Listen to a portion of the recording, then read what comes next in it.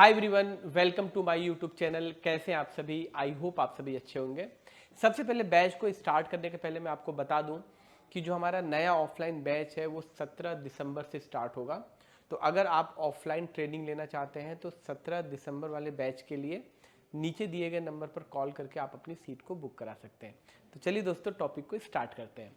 तो last topic में हमने समझा था AMOLED graphic and light problem. इसके सर्किट को मैंने पूरा आपको एक्सप्लेन किया था कि जो जितने भी एमोलेड स्क्रीन्स आते हैं उसमें लाइट और ग्राफिक सेक्शन कैसे काम करता है, आईसी कैसे फंक्शनल होती है, कहाँ से इनपुट होता है, कहाँ से आउटपुट होता है, सब कुछ मैंने बताया था आपको। इसके अलावा मैंने आपको लास्ट में एक चीज़ और बताई थी कि ये जो लाइट और ग्राफिक आईसी होती है, जो कॉम्बो आती है, एक साथ आती है, इसको हम बिना आईसी को बदले, बिना फ़ोन ऑन किए पता कर सकते हैं कि आईसी खराब है कि ठीक है। तो इसके बारे में आज के टॉपिक में हम डिस्कस करने वाले हैं। तो आज का टॉपिक काफ़ी इंटरेस्टिंग होने वाला है, तो पूरा वीडियो आखिरी तक देखिए ताकि आपको बहुत सारी नई चीज़ें आज मिलने वाली है। तो चलिए दोस्तों, स्टार्ट करते हैं। एक बार मैं आपको रिपीट कर दूं, हमारा टॉपिक ये था पार्ट 1 में कि अगर कोई भी एमुलेट स्क्रीन का फ़ोन आता है जिसमें लाइट और ग्राफिक का इशू आ रहा है, तो मैंने आप लोगों को बताया था सबसे पहले स्क्रीन बदल के देखना है, फ्लैक्स केबल बदल के देखना है, इसके अलावा मीपी की लाइनें चेक करनी है, डिटेक्शन लाइन चेक करनी है, एरर एफजी चेक करना है। और इस ग्राफिक आईसी से 3 वोल्टेजेस बनते हैं। एक बनता था ELVDD प्लस 4.6 ग्राफिक के लिए, दूसरी ये आईसी वोल्टेज बनाती थी ELVSS माइनस 4.4 वोल्ट, ये भी ग्राफिक के लिए, और तीसरी वोल्टेज बनती थी ELAVDD प्लस 7.6 वोल्ट या 7.3 वोल्ट के आसपास बनता है, ये बनता है लाइट के लिए। ठीक है, तो ये आईसी 3 वोल्टेजेस बनाती हैं जिससे कि हमारे एलसीडी कनेक्टर पे ये तीनों वोल्टेज जाती है और हमारे डिस्प्ले पे लाइट और ग्राफिक के लिए ये वोल्टेज रिक्वायर होती है। अगर इन तीनों में से कोई भी एक वोल्टेजेस मिस हो जाती हैं तो डेफिनेटली आपके मोबाइल फ़ोन का जो ग्राफिक और लाइट दोनों में इशू आ जाएगा, है ना। ये हमने स्टडी किया था। तो आज मैं आपको बताने जा रहा हूं कि ये अगर मान लो कि सपोज करो आपके पास कोई फ़ोन आया और उसके अंदर लाइट और ग्राफिक नहीं आ रहा, कुछ भी दिख नहीं रहा है, ब्लैंक स्क्रीन है, आपने नई एलसीडी लगाई फिर भी सेम प्रॉब्लम है, पत्ता चेंज किया तब भी सेम प्रॉब्लम है। तो ऐसी सिचुएशन में कई बार आप देखना हम क्या करते हैं, कई बार इस आईसी को हम बदल देते हैं। जैसे मैं एग्जांपल आपको दिखाता हूं, देखो। तो जैसे कि आप ये सर्किट देख सकते हैं, ये जो सर्किट है वो A50 का लाइट और ग्राफिक आईसी है। तो जब भी कोई फ़ोन में लाइट और ग्राफिक का इशू आता है एमुलेट में, तो ज़्यादातर इस आईसी को जैसे बदल देते हैं। जैसे SM3010, सभी कोई सोचते हैं कि लाइट और ग्राफिक आईसी है और इसके ख़राब होने से लाइट और ग्राफिक का फॉल्ट आता है। तो कई बार बहुत सारे टेक्नीशियन होते हैं बिना किसी वोल्टेज को चेक किए इस आईसी को बदल देते हैं। ये कॉइल बदल के देख लेते हैं, क्योंकि सबको पता है कि ये तीनों कॉइल ग्राफिक और लाइट्स के लिए इंपॉर्टेंट रोल प्ले करती है। और कई बार इन तीनों कॉइल को और आईसी को बदलने के बाद भी प्रॉब्लम एज इट इज होती है। और आप सबको पता है कि यहाँ पे जो 4 कैपेसिटर या 3 कैपेसिटर, ये बड़ा वाला जो कैपेसिटर है, ये जो तीनों वोल्टेज बनती है इनके आउटपुट में लगता है। तो कई बार मैंने देखा है बहुत सारे लोग इन कैपेसिटर को भी बदल के देख लेते हैं कि कहीं शॉर्ट आउट तो नहीं हो गया। ऐसा होता है, मतलब मैं ये नहीं बोल रहा हूँ कि आप भी वैसा करते हो, ऐसा होता है नॉर्मली। तो आज मैं आपको एक ऐसी ट्रिक बताने जा रहा हूँ ना, जिसमें ये जो आईसी आप देख रहे हो ना, मात्र एक जंपर मार के हम पूरी आईसी, ये तीनों क्वाइल और ये पूरे कैपेसिटर को चेक कर सकते हैं कि ये खराब है कि ठीक है। अगर वो जंपर लगाने के बाद वोल्टेजेस बन गए तो ये पूरा सर्किट आपका काम कर रहा है। और जंपर लगाने के बाद वोल्टेजेस नहीं बने तो इसका मतलब कंफर्म्ड है कि इस सेक्शन में फॉल्ट है और आप इस सेक्शन में काम करोगे। और ये जितना भी प्रोसेस होगा, ये आपको फोन भी ऑन नहीं करना है, मतलब फोन ऑन नहीं करना है, एलसीडी नहीं लगाना है, बिना फोन ऑन किए बिना एलसीडी लगाए आप पता कर सकते हो कि आईसी खराब है कि नहीं, या ये क्वाइल्स में कोई फॉल्ट है कि नहीं, या ये कैपेसिटर्स खराब है कि नहीं। तो मैं आपको पहले ना समझाता हूं कि करना क्या है।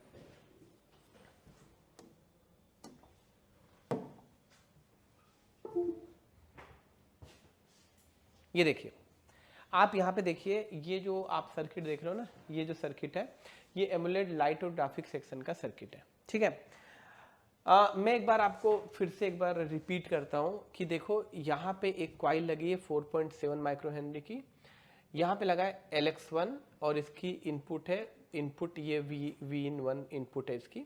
तो यहाँ पे जो स्विचिंग होती है और इसका जो आउटपुट निकलता है इसको हम लिख सकते हैं out1। ये होता है ग्राफिक के लिए, ठीक है। और यहाँ पे देखो लिखा है LX2 यानी स्विचिंग टू, और इसका जो आउटपुट निकलता है इसको हम बोल देते हैं out2।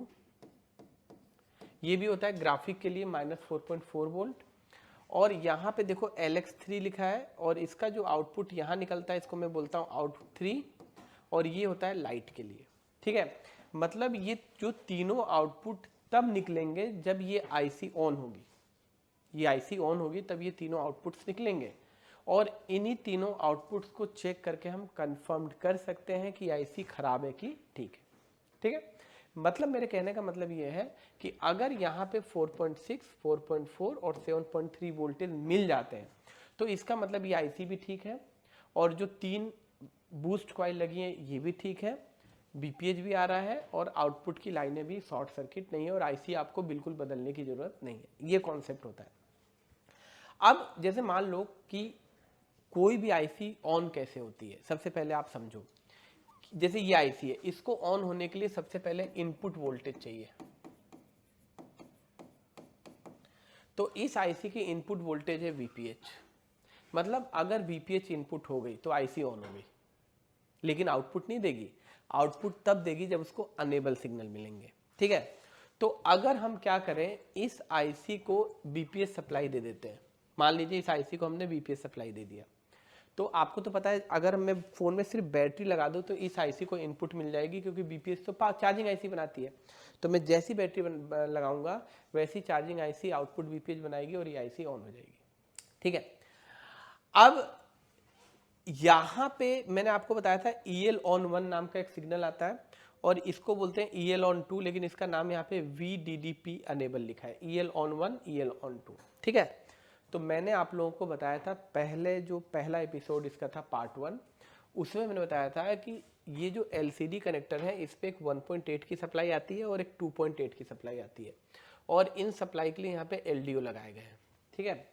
ये जब 1.8 और 2.8 की सप्लाई LCD पे आती है, और जब आप LCD ऐसे करके लगाते हो कनेक्टर पे, तो मैंने आपको बताया था कि ये 1.8 ऐसे घूम के और PWM में कन्वर्ट होके और अनेबल 1 पे मिल जाती है, कनेक्ट हो जाती है, और यहाँ पे 2.8 वाली लाइन यहाँ से यहाँ कन्वर्ट हो जाती है। मतलब ये जो दोनों वोल्टेज आप देख रहे हो ना, ये जो दोनों वोल्टेज हैं ये LCD की रिक्वायर वोल्टेज है, मतलब LCD को फंक्शनल होने के लिए भी रिक्वायर होती है, और यहाँ पे इस IC को अनेबल होने के लिए जो PWM सिग्नल जनरेट होता है उसके लिए भी जरूरी होती है, ठीक है। मल्टी फंक्शनल वोल्टेज है। तो ये जब दोनों वोल्टेज यहाँ पे मिलती है IC को, तो ये IC ऑन हो जाती है और ये आउटपुट दे देती है। तो मैं क्या बोलता हूँ, अगर मुझे इस IC को टेस्ट करना है खराब है कि ठीक है, तो मैं LCD नहीं लगाता, मैं कुछ नहीं करूँगा, मैं काम करता हूँ, मैं सिर्फ बैटरी लगा देता हूँ फ़ोन में। तो मैं जैसी बैटरी लगाऊंगा तो यहाँ पे BPH मिल गई, तो ये IC क्या हो गई, इनपुट मिल गई। और अगर मैं इस IC के इस वाले पॉइंट पे अगर 1.8 दे देता हूँ और इस वाले पॉइंट पे भी 1.8 दे देता हूँ, दोनों पॉइंट पे, तो ये IC ऑटोमेटिक अनेबल हो जाएगी कि नहीं। ये अनेबल IC तब होती है जब CPU चाहे, मतलब जब लाइट आप दबाओ, जैसे आपने कॉल आई तो इस IC को एक 1.8 का अनेबल आता है, आउटपुट निकल जाती है और डिस्प्ले पे लाइट जल जाती है। फिर आपने देखा होगा कि जब आप लॉक करते हो तो लाइट चली जाती है, तो जैसे आप लॉक करते हो तो CPU यहाँ से PWM बनाना बंद कर देता है और ये इनपुट बंद हो जाता है और आउटपुट बंद हो जाता है। तो टोटल ये जो 1.8 की जो वोल्टेजेस हैं, 1.8 और 2.8 की, यही पूरी IC को कंट्रोल कर रही है। तो मैं बोल रहा हूँ कि अगर हम BPH दे देते हैं IC को और अनेबल पे 1.8 का इनपुट बाहर से दे दें, तो ये IC ऑटोमेटिक ऑन हो जाएगी और ये तीनों वोल्टेज बन जाएंगे। इसके लिए आपको ना LCD लगाने की ज़रूरत है, इसके लिए ना आपको फ़ोन ऑन करने की ज़रूरत है। बस हमको एक काम करना है कि फ़ोन में बैटरी लगाना है। जैसी बैटरी लगाएंगे तो चार्जिंग IC 3.7 BPH बना के इस IC को ऑन कर देगी, और इसके ये दोनों पॉइंट्स पे, अनेबल 1 और अनेबल 2 पे, एक DC पावर सप्लाई या कहीं से भी एक 1.8 का जंपर मार दो। जैसे आप यहाँ पे 1.8 देगो तो ये IC ऑन हो जाएगी, और अगर आपने अनेबल 1 पे वोल्टेज दिया यहाँ पे, तो जैसे आप अनेबल 1 पे वोल्टेज दोगे तो यहाँ पे 4.6 और 4.4 की वोल्टेज बन जानी चाहिए। और अगर ये दोनों वोल्टेज बन गए तो आप 100% बोल सकते हो कि आईसी ठीक है, और इसके अंदर की जो क्वाइल लगी है वो भी ठीक है। और अगर मैं अनेबल 2 पे 1.8 देता हूँ तो फिर लाइट वाली वोल्टेज बन जानी चाहिए +7.3। अगर इन दोनों पे 1.8 1.8 देने से अगर ये एक बार में 2 वोल्टेज बनेगी और एक बार में 1 वोल्टेज बनेगी, अगर ये वोल्टेज बन जाती है तो इसका मतलब ये आईसी ठीक है। आपको इस आईसी पे बिल्कुल काम नहीं करना है। तो चलिए मैं इसका ना प्रैक्टिकल करके दिखाता हूँ आपको, ठीक है। तब आपको पता चलेगा कि ये कितनी अच्छी टेक्निक है। इस टेक्निक से आप किसी भी मोबाइल फ़ोन के, एमोलेड मोबाइल फ़ोन के, इवन हम लोग आईपीएस में भी ये काम करते हैं, आप आईसी को बिना निकाले चेक कर सकते हो कि आईसी काम कर रही है कि नहीं, सिर्फ टेस्टिंग के लिए। तो जंपर कैसे लगेगा मैं आपको दिखाता हूं। देखिए जंपर लगेगा कैसे, समझो पहले। देखो सबसे पहले ये पूरा सर्किट ऐसे ही रहेगा, हमें यहाँ पे कुछ छेड़खानी नहीं करनी है, ठीक है। देखो सबसे पहले मैं अभी यहाँ पे बैटरी लगाऊंगा। मैं जैसी बैटरी लगाऊंगा तो ये सप्लाई जाएगी चार्जिंग आईसी में, और चार्जिंग आईसी बीपीएच बना के किसको दे देगी, लाइट सेक्शन को, मतलब इस सेक्शन को। तो मैं बस बैटरी लगाऊंगा और मैं क्या करूंगा कि बैटरी लगाने के बाद एक डीसी पावर सप्लाई से 1.8 का वोल्टेज सेट करूंगा, और वहां से एक तार को लाके यहाँ पे आप देखोगे ध्यान से ना, ये एलसीडी कनेक्टर है, ठीक है। मैं आपको दिखाता हूँ, ये एलसीडी कनेक्टर है, देखिए।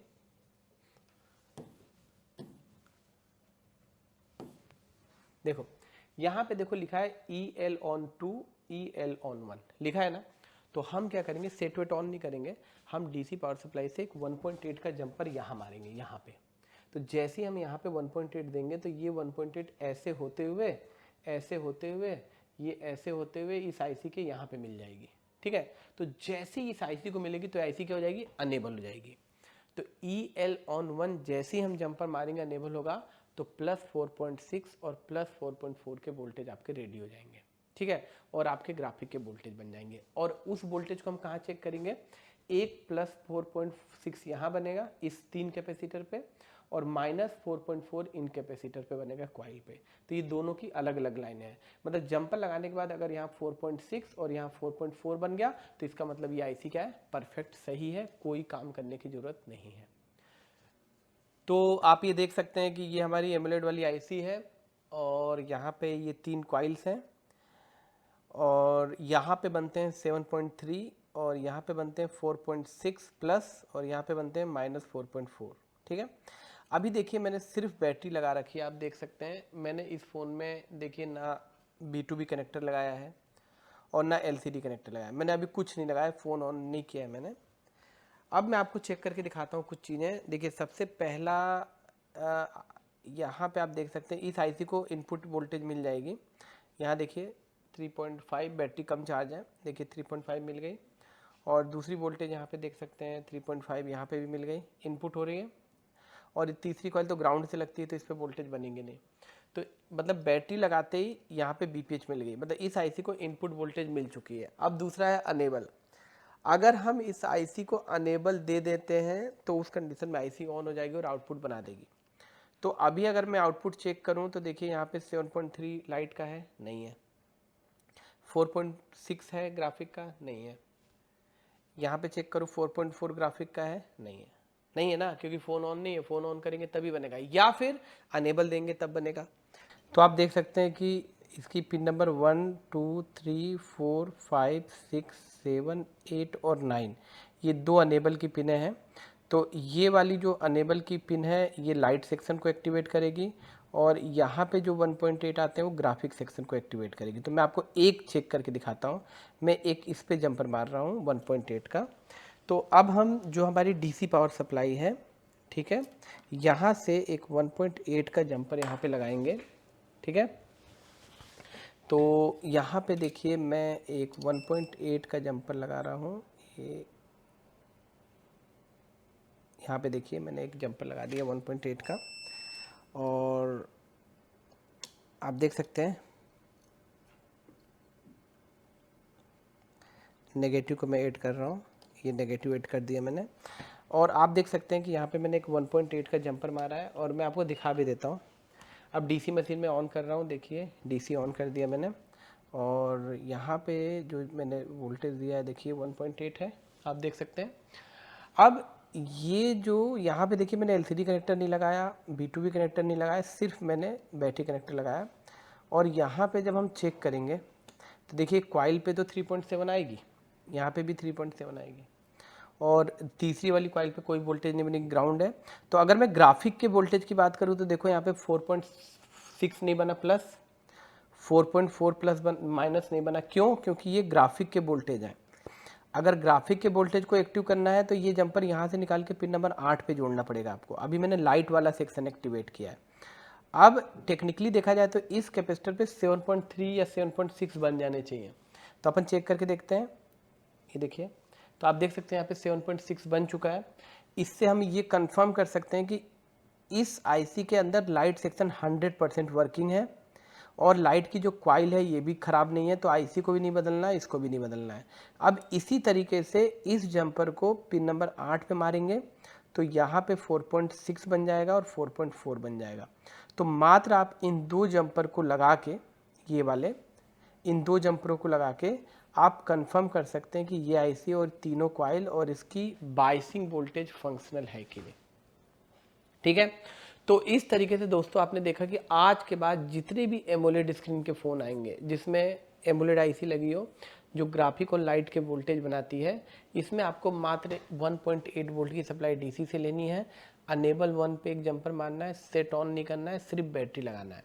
अगर अनेबल 1 पे जंपर मारने पे 4.4 4.6 दोनों बन जाते हैं और अनेबल 2 पे जंपर मारने पे 7.6 बन जाता है, तो समझ लेना कि आईसी आपकी ठीक। ये एमोलेड की आईसी आजकल ऑलमोस्ट सभी फ़ोनों में आती है, चाहे वन प्लस हो, चाहे सैमसंग हो, चाहे वीवो हो, चाहे ओप्पो हो। ये आईसी पिन में भी आपको देखने को मिल सकती है और बॉल में भी आपको देखने को मिल सकती है। तो आपको सिर्फ बैटरी लगा के अनेबल 1 पे 1.8 देना है और अनेबल 2 पे 1.8 देना है। दोनों पे 1 बाई 1 वोल्टेज चेक करके अगर आईसी आउटपुट दे देती है तो आज के बाद आपको आईसी को बदलने की ज़रूरत नहीं है, कॉइल को बदलने की ज़रूरत नहीं है। तो इस ट्रिक का इस्तेमाल करके आप आईसी का फंक्शन चेक कर सकते हो कि आईसी फंक्शनल है कि नहीं। तो मुझे उम्मीद है कि पार्ट 1 और पार्ट 2 देखने के बाद आपको काफ़ी अच्छी नॉलेज मिली होगी। तो चलिए दोस्तों, फिर से मिलेंगे नेक्स्ट वीडियो में। तब तक के लिए आपका बहुत बहुत धन्यवाद।